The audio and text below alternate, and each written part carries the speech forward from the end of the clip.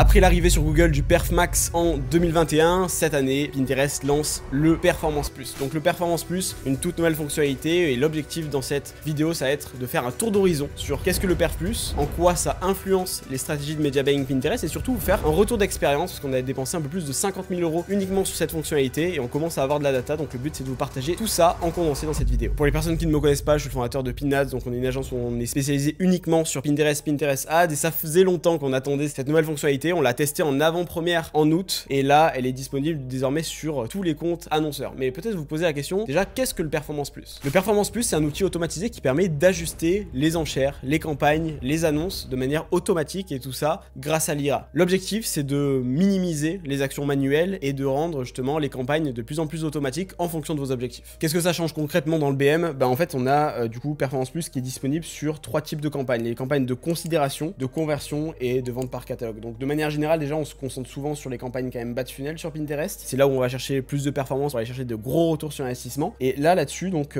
quand c'est marqué ici Performance Plus disponible, c'est que cette fonctionnalité Perf Plus est disponible sur ces types de ciblage. Comment ça se passe? Derrière vous avez juste à cliquer sur cette case ici et derrière vous activez le Performance Plus pour votre campagne. Mais maintenant peut-être vous vous posez la question, donc, quelles sont les différences entre Perf Plus et Perf Max de Google? Perf Plus du coup on est focalisé uniquement sur Pinterest et on n'a pas la possibilité comme sur Google d'utiliser tout le réseau Google, à savoir des campagnes search, display, YouTube. Sur Performance Plus on est centré uniquement sur Pinterest, c'est ça la principale différence. Et Perf Plus c'est tout nouveau, donc c'est apparu sur tous les comptes début septembre 2024, alors que Perf Max c'est présent depuis 2021 comme je l'ai dit au début de cette vidéo. Donc qu'est-ce que ça donne en termes de résultats et qu'est-ce qu'on a remarqué de notre côté? En termes de perf, ce qu'on a vu directement c'est une grosse baisse des CPM. Pourquoi? Parce que Perf Plus va shooter à de multiples endroits encore plus larges que sur les campagnes classiques. Donc ça nous a permis in fine de toucher plus de personnes et donc de baisser les coûts par achat et les retours sur investissement. Il y a des différenciations entre les campagnes de considération et plus bas de funnel, mais ce qu'on a vu surtout c'est que la partie vente par catalogue, shopping, Perf Plus marche extrêmement bien et c'est là qu'on a énormément de résultats. La différence qu'on voit également c'est que de partir sur un compte tout frais avec du Perf Plus qui n'a pas de data, c'est pas forcément la meilleure des choses à faire. Par contre quand on arrive sur un compte qui est chaud, où on est sur des retours sur investissement, admettons supérieur à 5, sur des volumes de dépenses assez importants, là on arrive à tout péter en termes de score parce que l'algo est chaud, donc il comprend directement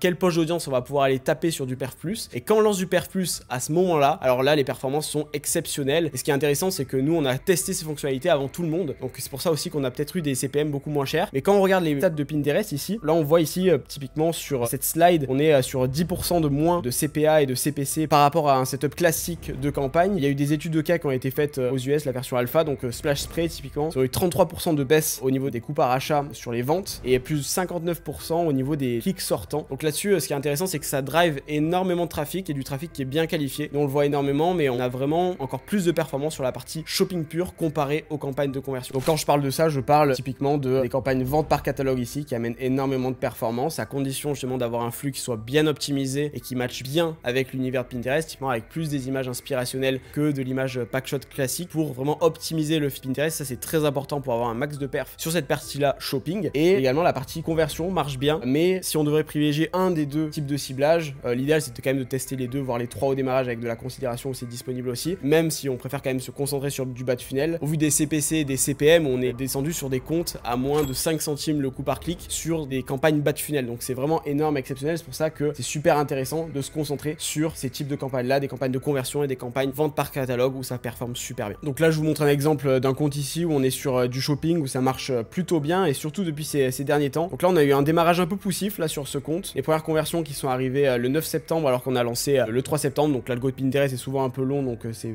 rien d'étonnant. Et là des performances qui s'améliorent vraiment de jour en jour, là ces derniers jours vraiment des perfs assez exceptionnels et ça vient justement de ces campagnes là shopping Perf Plus qui marchent super bien. Et même dès le démarrage, ça qui est assez intéressant c'est que là on a lancé le 12 septembre et directement ça commence à super bien prendre là ces derniers jours, donc à peu près au bout de 10 jours on commence déjà à avoir des performances qui sont vraiment dingues. Donc c'est pour ça que c'est une fonctionnalité qui est top et surtout avec des coûts publicitaires qui sont faibles. Donc là si je prends l'exemple ici, on est sur des CPM à moins d'1,85 € le CPM et des CTR ici à 1,8%. Donc ça drive énormément de clics sortants pour très peu de budget. Donc là on est à 8900 clics sortants pour un spend, enfin sur ces campagnes là de 422 €. Donc c'est vraiment très faible et ça drive énormément de trafic que vous allez pouvoir recibler derrière par la suite sur d'autres canaux ou bien sur Pinterest dans des campagnes de reciblage. Donc c'est vraiment excellent comme typologie de campagne, mais encore plus sur la partie shopping où ça diffuse en masse et surtout qu'il n'y a personne qui utilise ces fonctionnalités encore, très peu d'annonceurs en France, c'est des fonctionnalités qui sont toutes nouvelles. Donc quand vous êtes sur les fonctionnalités fonctionnalités comme ça, où il y a très peu d'annonceurs, faut vraiment pas hésiter à les lancer le plus rapidement possible pour avoir ce niveau de performance. Si vous êtes sur des plus gros budgets, là, je vous partage un exemple d'un compte où on est à 5K de spend là uniquement sur ces fonctionnalités là. 5K de spend, le CTR à 0,58, mais surtout des CPM à 0,47. Donc en fait ça diffuse massivement, et ça permet de nourrir les bases d'audience des autres campagnes. Donc c'est assez énorme. Donc là on est sur un retour sur investissement en moyenne à 4, mais surtout ça drive énormément de trafic. Le nombre de clics sortants est juste insane. Donc ça nous donne des coûts par clic moyens à 8 centimes le clic, et ça uniquement sur des campagnes batch funnel. Donc là on est sur des campagnes shopping ici pour les deux premières. Donc ça nous drive des coûts par clic moyens. Donc là on a 7 centimes, 17 centimes. Et pour les campagnes de conversion, donc on est sur du 32 centimes là le coût par clic, 18 centimes juste ici. Donc c'est assez énorme, et en termes de trafic que ça drive, c'est énorme. 62 000 clics sortants pour 5 000 € de spend. Voilà, c'est juste impressionnant, et ça permet justement de diffuser en masse. Surtout là, on arrive au Q4 où il va y avoir des CPM qui explosent sur les autres plateformes publicitaires. Sur Pinterest, voilà, on reste sur de la diffusion qui est pas chère, et surtout de la diffusion qualifiée avec des retours sur investissement très corrects, et surtout qui permet de nourrir les bases d'audience de Pinterest, mais aussi qui permet de nourrir les bases d'audience des autres canaux, de Meta, de Google, parce que les personnes arrivent sur Pinterest en phase d'inspiration, et derrière vous allez pouvoir les recibler sur tous les autres canaux publicitaires. Et le dernier point à souligner, ce qui est intéressant, c'est que le Perf Plus, c'est pas uniquement ça, c'est également la possibilité justement d'avoir des budgets qui peuvent être variables. Donc on va fixer un budget à Pinterest, mais derrière, s'il voit qu'on est sur une bonne journée, il va pouvoir l'augmenter en automatique grâce à l'algorithme, ou le baisser à contrario si jamais on est sur une périodicité qui est défavorable. Donc c'est du budget optimization qui se fait de manière automatique. On a également le Performance Plus créatif qui arrive, c'est-à-dire que en partageant votre flux shopping, en fait Pinterest va générer des arrière-plans personnalisés, et tout ça du coup ça va être fait par l'IA et vérifié derrière par un humain afin d'être certain d'avoir justement de la bonne cohérence. Donc ça là-dessus, ce qui est super intéressant avec ça, c'est la partie personnalisation, parce que chaque utilisateur va pouvoir avoir finalement un feed personnalisé en fonction des arrière-plans qui sont le plus propices à son feed, et pour avoir une cohérence au global. Et là, si on prend la success story juste ici, ça donne justement des CTR qui sont 55% plus élevés. Bah pourquoi? Parce qu'on est sur un feed qui est vraiment personnalisé avec des backgrounds, donc des arrière-plans qui sont personnalisés en fonction des utilisateurs. Et cette partie-là, couplée au management automatique des budgets ainsi qu'à l'optimisation des créatives avec Performance Plus créative, ça permettra dans le futur justement d'avoir des campagnes qui sont de plus en plus optimisées et automatisées pour que les annonceurs justement puissent lancer de plus en plus de campagnes Pinterest avec de hauts niveaux de performance. Donc on est encore sur ces phases-là où il y a beaucoup de tests qui sont faits, des performances qui s'améliorent de semaine en semaine. On va voir comment tout ça évolue, et je vous partagerai prochainement plus de data concernant ces fonctionnalités une fois qu'on aura un peu plus de recul, parce que là du coup ça fait à peu près 2 mois qu'on lance ça, on a dépensé 50 000 €, mais c'est pas encore assez pour vraiment établir des conclusions sur le long terme. Donc je vous tiendrai au courant directement sur cette chaîne YouTube. Donc n'hésitez pas à vous abonner et à liker ce contenu si ce type de vidéo vous plaît. Et pour les personnes qui veulent en savoir plus, je vous mets tous les liens en description. Donc la méthode BPO, la méthode qu'on utilise pour générer plus de 3 000 € par jour grâce à Pinterest. Je vous mets également le lien de mon agence si vous êtes intéressé pour vous faire accompagner par Pinads. Et sur ce, je vous dis à la prochaine dans une prochaine vidéo. C'était Luc, ciao.